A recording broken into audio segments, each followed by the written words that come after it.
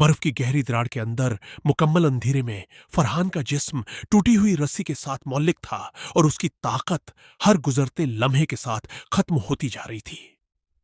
और उसके बिल्कुल नीचे बर्फ की गहराई में कोई चीज आहिस्ता आहिस्ता ऊपर की तरफ बढ़ रही थी। अगर आपको ऐसी हकीकी परेशान कुन कहानियां पसंद है तो अभी हमारे चैनल को सब्सक्राइब करें और बेल आइकन दबाना ना भूलें, ताकि हर हफ्ते नई हल ना होने वाली फाइल आप तक पहुंचे। अब आइए इस कहानी को शुरू से सुनते हैं।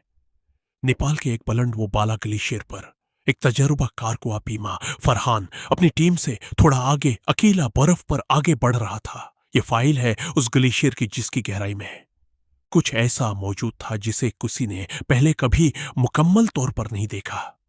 फरहान बर्फ की सतह पर एहतियात से कदम रखते हुए आगे बढ़ रहा था जब अचानक उसके कदमों तले की बर्फ बगैर किसी वार्निंग के टूट गई। वो एक छिपी हुई गहरी दुराड़ में तेजी से नीचे गिर गया। उसकी हिफाजती रस्सी गिरने के दौरान एक तेज किनारे से टकराकर जज्बी तौर पर कट गई। फरहान दुराड़ की दीवारों के दरमियान मौलिक रह गया, तकरीबन 50 फुट की गहराई पर मुकम्मल अंधेरे में। उसने अपने अर्धगर्द बर्फ की ठंडी नीलगो दीवारों को अपनी हेड लैंप की रोशनी में देखा। उसकी रस्सी ऊपर एक तेज किनारे पर खतरनाक हद तक खींची हुई थी और किसी भी लम्हे मुकम्मल तौर पर टूट सकती थी। फरहान ने अपनी रेडियो डिवाइस से अपनी टीम से राब्ता करने की कोशिश की। सिग्नल बर्फ की मोटी तहों के पास कमजोर था, लेकिन उसने बमुश्किल अपनी सूरतहाल टैम तक पहुंचा दी। टैम ने फौरी तौर पर रेस्क्यू की तैयारी शुरू कर दी, लेकिन उस बुलंदी पर मुनासिब आलात के साथ वहां पहुंचने में कम 1 घंटा लगने वाला था। फरहान मुअल्लिक हालत में खुद को साकत रखने की कोशिश करने लगा, क्योंकि हर हरकत उसकी पहले से कमजोर रस्सी पर इजाफी दबाव डाल रही थी। सर्दी तेजी से उसके जिस्म में असर करने लगी, उसके हाथ सुन्न होने लगे।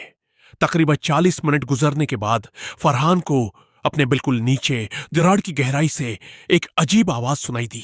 बर्फ के टूटने या खसकने की आवाज, लेकिन एक मखसूस ताल में, जैसे कोई जानबूझकर ऊपर की तरफ हरकत कर रहा हो। फरहान का दिल खौफ से तेजी से धड़कने लगा। उसने अपनी हेडलैम्प नीचे की तरफ मोड़ी। गहराई में बर्फ की नीलगो तारीकी के अंदर उसे कुछ हरकत करता धुंधला सा नजर आया, कोई शक्ल जो बर्फ के अंदर रेंगते हुए उसकी तरफ बढ़ रही थी। फरहान खौफ और सर्दी दोनों के जेर असर अपनी रस्सी से मजीद मजबूती से चिमट गया। अपनी सांसें रोके उस हरकत को देखता रहा। आवाज और करीब आती गई। ऐन उस वक्त जब फरहान की रस्सी एक आखिरी खतरनाक आवाज के साथ मजीद खूंचने लगी, ऊपर से एक रोशनी दराड़ के किनारे पर नमूदार हुई। रेस्क्यू टीम तौका से जल्द पहुंच चुकी थी। टीम ने फौरी तौर पर एक नई मजबूत रस्सी फरहान तक नीचे भेजी और एहतियात से उसे ऊपर खींचना शुरू किया। जैसे ही फरहान दराड़ के किनारे के करीब पहुंचा, उसने आखिरी बार नीचे देखा। गहराई मुकम्मल तौर पर खामोश और साकत थी, जैसे कुछ भी वहां कभी मौजूद ही न रहा हो।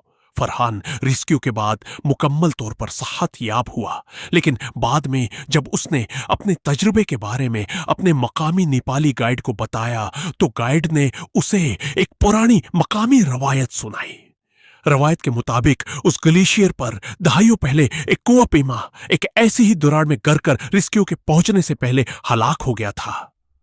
मकामी रवायत कहती है कि उसकी रूह आज भी उस ग्लेशियर की गहराइयों में भटकती है और बाज औकात नए फंसे हुए कुआं पीमाओं के करीब हरकत करती महसूस होती है।